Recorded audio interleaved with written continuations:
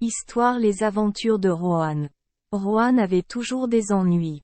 C'était un garçon paresseux et, plus encore, il n'avait pas de bon sens. Lorsqu'il essayait de faire des choses, il faisait des erreurs si terribles qu'il aurait pu être mieux fait de ne pas essayer. Sa famille est devenue très impatiente envers lui, le grondant et le battant chaque fois qu'il faisait quelque chose de mal.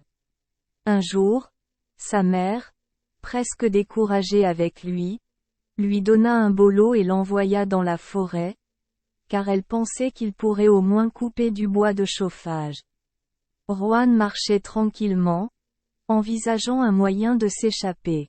Enfin, il arriva devant un arbre qui semblait facile à couper, puis il sortit son long couteau et se prépara à travailler. Il se trouve que c'était un arbre magique et il dit à Rohan: « Si tu ne me coupes pas, je te donnerai une chèvre qui secoue l'argent de ses moustaches. » Cela plut merveilleusement à Rohan, à la fois parce qu'il était curieux de voir la chèvre et parce qu'il n'aurait pas à couper le bois. Il accepta immédiatement d'épargner l'arbre, sur quoi l'écorce se sépara et une chèvre en sortit. Rohan lui ordonna de secouer ses moustaches, et quand l'argent commença à baisser, il fut si ravi qu'il prit l'animal et partit chez lui pour montrer son trésor à sa mère. En chemin, il rencontra un ami plus rusé que Rohan et, lorsqu'il entendit parler de la riche chèvre du garçon, il décida de le voler. Connaissant le penchant de Rohan pour le tuba, il le persuada de boire, et pendant qu'il était ivre, l'ami substitua une autre chèvre à la chèvre magique. Dès qu'il fut redevenu sobre, Rohan se précipita chez lui avec la chèvre et parla à son peuple du merveilleux arbre, mais lorsqu'il ordonna à l'animal de secouer ses moustaches, aucun argent ne tomba.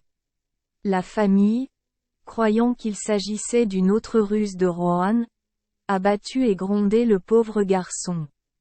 Il revint vers l'arbre et menaça de l'abattre pour lui avoir menti, mais l'arbre dit: « Non, ne m'abats pas et je te donnerai un filet que tu pourras jeter sur la terre sèche, ou même dans l'arbre. Dessus, et il reviendra plein de poissons. » Rohan a donc épargné l'arbre et est reparti chez lui avec son précieux filet, mais en chemin, il a rencontré le même ami qui l'a encore persuadé de boire du tuba. Alors qu'il était ivre, l'ami a remplacé le filet magique par un filet commun, de sorte que lorsque Rohan rentrait chez lui et essayait de montrer sa puissance, il était à nouveau le sujet du ridicule.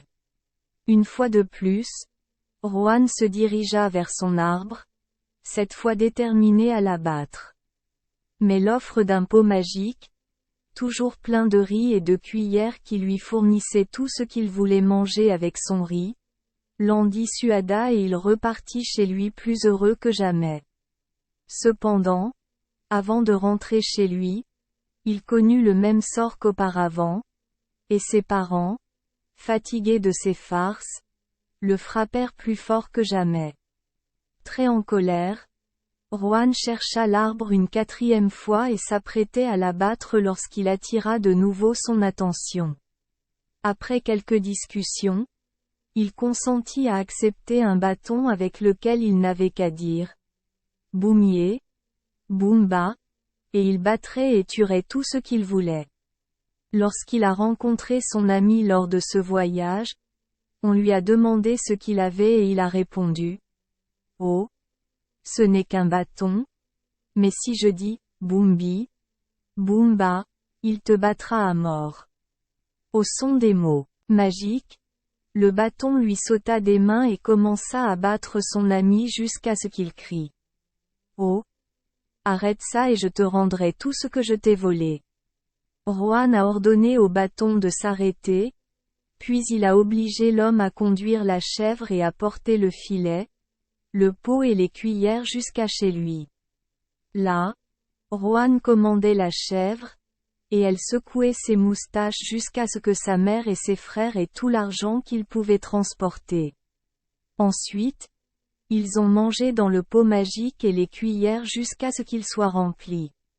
Et cette fois, Rohan ne fut pas grondé.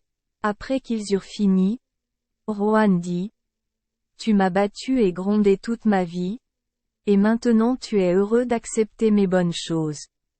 Je vais vous montrer autre chose. Boumbi, Boumba. Immédiatement, le bâton sortit et les frappa tous jusqu'à ce qu'ils implorèrent grâce et promirent que Rohan serait à jamais le chef de la maison. À partir de ce moment-là, Rohan était riche et puissant, mais il ne sortait jamais sans son bâton.